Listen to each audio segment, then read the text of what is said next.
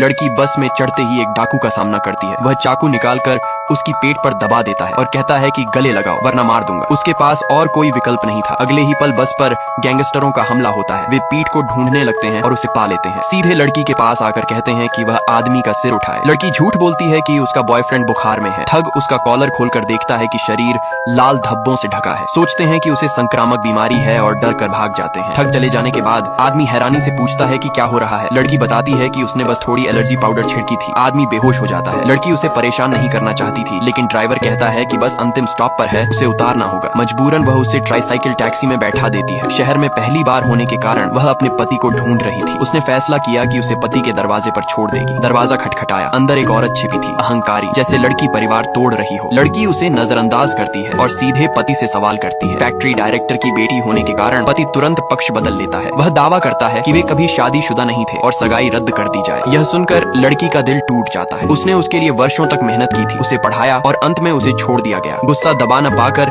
वह उसकी मेहनत का मुआवजा मांगती है, नहीं तो फैक्ट्री में हंगामा करेगी। पति डर जाता है और दूसरी औरत से पैसे लाने को कहता है। पैसे लाए जाते हैं और सीधे लड़की के चेहरे पर फेंक दिए जाते हैं। दरवाजा बंद कर उसे बाहर लॉक कर दिया जाता है। लड़की के पास रोने का समय नहीं था। वह देखती है कि आदमी अभी भी खून बहा रहा है। उसे होटल ले जाकर कमरे में इलाज करती है। चोटों का इलाज करने के बाद वह इतनी थक जाती है कि सो जाती है। अगली सुबह वह उठती है और देखती है कि आदमी जाग चुका है। वह पूछता है कि शहर में और क्या कर रही है अपने पूर्व पति को खोजने के अलावा। लड़की बताती है कि उसके पिता, जिनकी मृत्यु हो चुकी थी, ने कहा था कि उसे अपने दादा दादी को ढूंढना है। आदमी बताता है कि शहर में रहने के लिए उसे निवास प्रमाण पत्र चाहिए। लड़की असमंजस में पड़ जाती है।